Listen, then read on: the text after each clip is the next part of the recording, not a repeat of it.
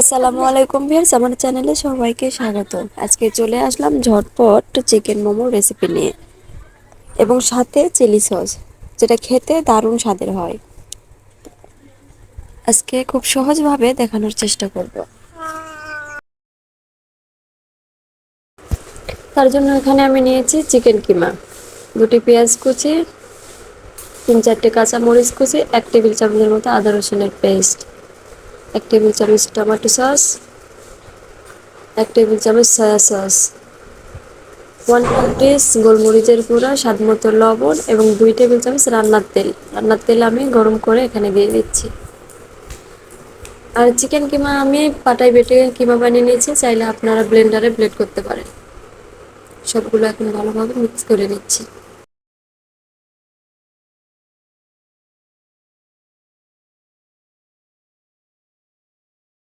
এখন আগে থেকে আমি ডো তৈরি করে রেখেছিলাম, সেটা এখন আমি রুটি বেলে নিচ্ছি। চেষ্টা করবেন রুটিটা যেন পাতলা হয়। ডো আমি তৈরি করেছিলাম 1/2 কাপ ময়দা, স্বাদ মতো লবণ, 2 টেবিল চামচ রান্নার তেল এবং পানি দিয়ে। চাইলে আপনার উষ্ণ গরম পানি দিয়েও ডো তৈরি করতে পারেন।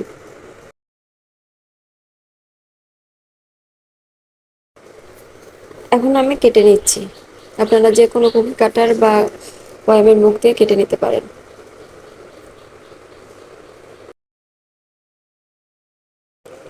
এখন চিকেনের পুরগুলো দিয়ে আমি মোমো শেপ তৈরি করে নিচ্ছি। আমি রেগুলার মোমো বানাই না, তাই আমি অতটা অভ্যস্ত না। আমি যেভাবে পেরেছি সহজভাবে দেখানোর চেষ্টা করেছি।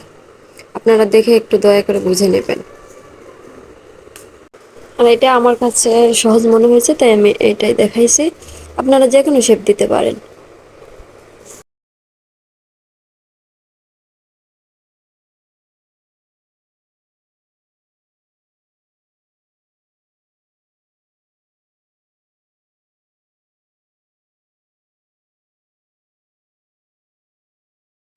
আপনাদের সুবিধার্থে আরেকটি আমি বানিয়ে দেখাচ্ছি।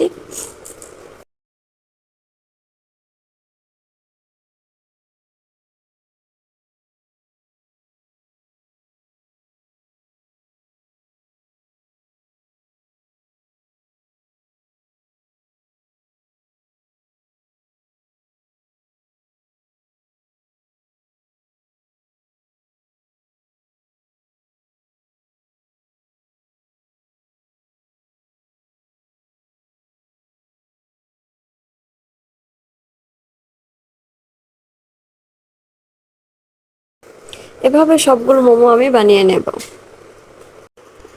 সবগুলো মোমো আমার বানানো হয়ে গেছে। এগুলো এখন একটি ফ্রাই প্যানে দিয়ে দিচ্ছি। নিচে অবশ্যই একটু তেল ব্রাশ করে নেবেন, তাহলে পরে ওঠাতে সুবিধা হবে। দিয়ে দিলাম চুলায়। এখানে আমি 20 সেকেন্ডের মতো এমনি জাল করে নেব। তারপর এখানে দিয়ে দিচ্ছি 1/4 কাপ পানি। এটা দিয়ে মোমোগুলো ভালোভাবে সেদ্ধ হয়ে যাবে।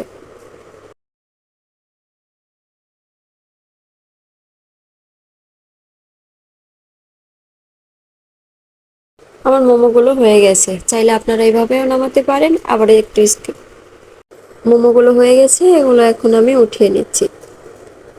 আপনারা চাইলে আরও একটু ক্রিস্পি করে নামিয়ে নিতে পারেন, আবার চাইলে এভাবেও নামিয়ে নিতে পারেন।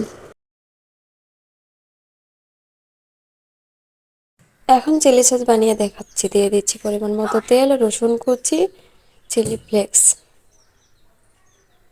এবং দিয়ে দিচ্ছি 1 চামচের মতো চিনি, 1 টেবিল চামচের মতো সয়া সস এবং 1 টেবিল চামচ টমেটো সস দিয়ে ভালোভাবে মিক্স করে নিচ্ছি। এবং দিয়ে দিচ্ছি কিছুটা সাদা তেল এবং দিয়ে দিচ্ছি 1 টেবিল চামচের মতো লেবুর রস।